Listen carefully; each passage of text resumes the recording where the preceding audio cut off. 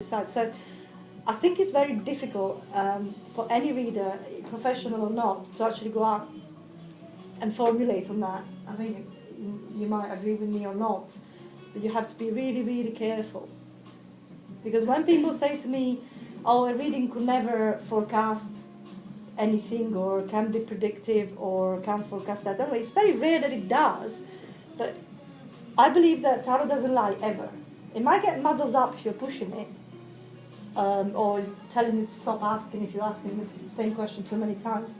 But I don't believe the cards ever lie. So follow your intuition and deliver it as you very clearly made the point. It's very, very important how you convey the message. And you know, if you do feel in your gut that something like that is to happen, or is telling you that this person has mental issues or something, then just refer them. Refer them to a doctor, to a GP, to a friend. Just say, hey, you know, have you asked advice, perhaps, without going too much into detail. Because I believe that it can happen, although it is rare, that difficult cards as such do mirror. Like yours was perfect, Devil and Death, meaning the person is going on a last trip, perhaps the last one. Yeah, So, she had like a few weeks to live or something. so yes, and with that, I can't remember where I was. We've gone all over the place. So, any questions? Anything else you want to add to what we've already said? Can I just ask you about what you were just talking about? During your reading, and she said your friend had a gut reaction that she felt that death meant death. Yeah. But I mean, you would never ever say that, would you? You'd never say. No, say you that, wouldn't. Would Yeah. you? No, you would. She didn't. What do you think you would say? I mean, I mean, one teacher once said to me, "Oh, you say to them, oh, you know, you spent much time with your mother recently," you know, rather than saying, you know, I mean. What? I think it depends on the cards. In her case, she was just her gut was telling her that was what it was, but she didn't know the issue, and she just asked if there were any issues.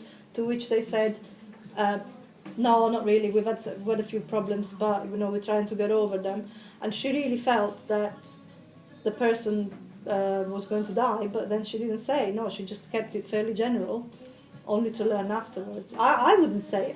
You know, you could say like you said, have you spent time with your mother, or have you got any issues that you want to address that perhaps have nothing to do with tarot, and maybe, you know, you can always using tact, you know, finding out if the person actually doesn't need a tarot reading, but maybe something else. If somebody came to you and said, I've come to you because I've just found out my husband's just got cancer, Okay. And I've come to find out what the outcome's going to be, what would you say to them? Would you say, well, I don't really feel that... I'd say to them to actually ask the doctor, to be honest. You say? I'd tell them to ask the doctors. Yeah.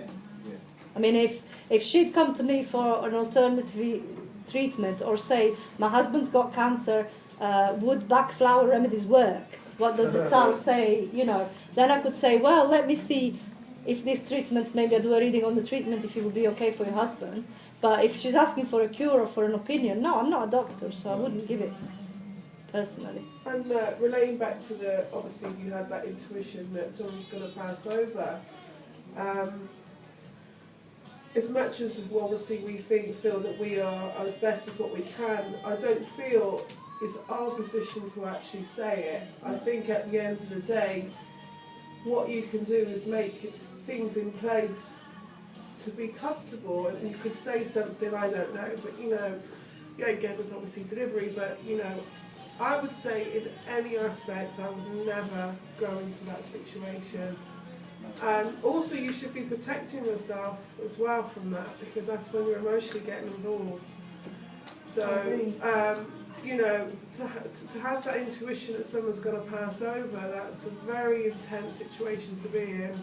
And you need to straight away shut that down and then ask your guidance, this is what I do, to manifest that and help them go along. Because also remember... Because you can, if you said, if you said, well, you might as well get your lucky knickers on because you're going to be going in a couple of days, they're going to think you're a crackpot. And also, I don't believe that I think when your time goes, that's your connection with the universe and them. And as much as I feel that cards can be very transparent, I feel with that, that is something where it's the land of the universe, and that will only happen between that connection, and no one else Yes, will know. and before I forget, sorry because my brain goes really fast and then I forget. You bring up, with what you were saying, two main points that are not really tarot related but have to do with death. One, 90% of people, I don't know if this is a statistic, but most people are absolutely petrified of dying. It's one of the most common phobias. So when people ask you questions like that as well, because they are fearing that they're losing someone they love or they're feeling for themselves. I know, I mean, I had a semi-cancer scare last year. And I didn't even know, I just went in for a normal test and the doctor was not very tactful. He just go, oh, I don't know, it could be cancer, just like that. And it really wasn't funny. But then again, I have a very open relationship with death. So I said, well, you know, if my time's up, then my time's up. I'll just deal with it when I get there. But a lot of people don't deal with it that way. And so there is the fear of death, there is the fear of losing loved ones, there is the fear of being left alone, bereavement. A lot of people, I don't know if you find, I've heard that, come from bereavement reasons. They've just lost someone. They want to know if they're okay on the other side. All sorts of questions I have been asked. So that is also something that can come up with the death card, the actual fear of death. What the person believes are, remember, we're all different. Some can be coming from you for a reading and they can be of a certain religion as well, which has certain connotations with death.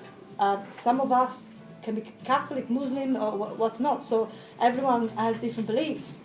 So you have to take that into consideration as well, I think, when you're doing a reading, especially if it comes out on that sense and people asking the question. And there was something else which I've not forgotten that had to do with the same topic, but I think it basically covers it. It's death is fear. You can see people. If you do a face-to-face reading and get the death card, and you see most people's reaction would be like, oh, because most of us are in denial that pretty much we're all going to die at some point, and you just have this different relationship. So yes, I agree that you would have to be very careful what you say. But I don't know, but when people go for readings, they've usually, before they go, they set themselves up. They're setting themselves up for a question or something that needs to be what they want to feel like is going to be resolved. So if you do get a death card, I mean, yes, I don't know if everyone is fearful for dying, if obviously you wouldn't actually have that judgment when you're reading it, to be honest with you. And would people actually look at it and think it is as a negative? Because it could be something of rebirth. So I don't think the taboo of a death card can be so dark. I think, I think it's about obviously the connection with the person. That person, when they come to you, is because they've come to a crossroads in their life where they feel that they need direction, they need guidelines, and this is where you've got this fantastic platform of communication where you can actually deliver that to that person. So even if you do get the death card, at the end of the day, and you should always brief your clients as well. Some of these cards, they may look a little bit scary, but to be honest with you, yeah, and then it's up to you to believe it. Yeah. So don't be so frightful about the cards, I would say. But people sometimes can be very frightful of the cards, and yeah, it depends on the deck as well. Some decks are demographic to have but it's not about that. It's about obviously the process of that particular time. I find it that by putting it into the positive light as the rebirth, transformation, people then tend to engage more, even as you do the. Well, you don't want someone sitting there being really intense because their eyes go all completely, they go out and they're completely freaks. You want to get them, you want them to enjoy the process, and at the end of the day, if there was something, don't get me wrong, I'm not somebody who will make it all fluffy clouds and all of that. It's just life, isn't it? But it's life. Within the recall with birth, there is death, but also in between, people get sick, people have changes with career and everything. That is a process. Heck, that can be something like redundancy. That is a process. You let go, you have changes, you have directions, you have people. It's just, I think it's all about, the key thing for me is about how you deliver it. I was going to say, like, also within a reading, you can dig deeper as to what do they feel in their life is changing, and then do a new reading on how to deal with that change, or what can you do to progress so that's a positive for them. Yeah, of course, and that's the way that's the way I feel that I like to work. You know, I like doing that as well. I want someone to go when they leave me that. Yes, okay, they could be. I call it a shit sandwich, excuse my French.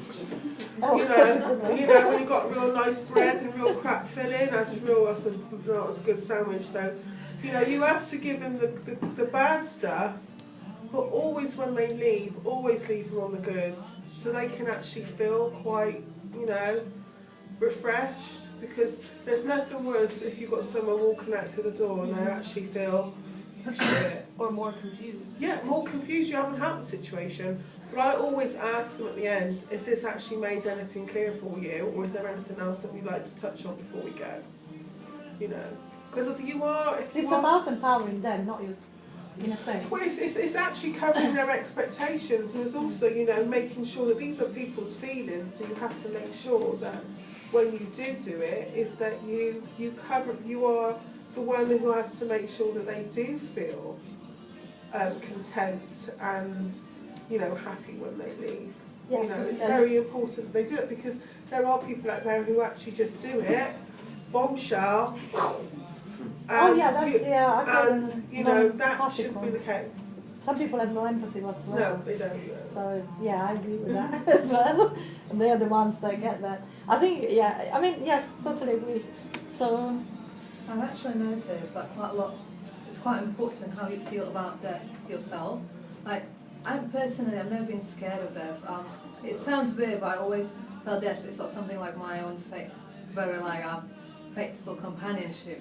So when I'm reading to people about death, because I'm not scared of it, I have absolutely no negative feelings about it whatsoever. Not afraid to face it.